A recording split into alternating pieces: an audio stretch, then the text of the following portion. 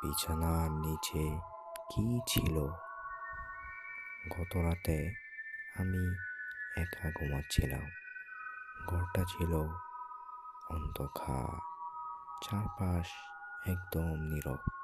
হঠাৎ করে আমার বিছানার নিচ থেকে একটা অদ্ভুত শব্দ ভেসে এলো। খট খট। আমার বুক ধড়ফড় করতে লাগলো।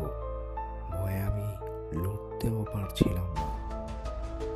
মাথায় শুধু একটাই চিন্তা, এই সময় বিছানার নিচে শব্দ কেন? হঠাৎ নিচ থেকে একটা চাপা কণ্ঠে শোনা গেল, এই শুনছিস? আমি ভয়ে প্রায় নিঃশ্বাস বন্ধ করে সাহস করে জিজ্ঞেস করলাম, কে? কয়েক সেকেন্ড নীরবতা। মনে হলো এবার বুঝি শেষ।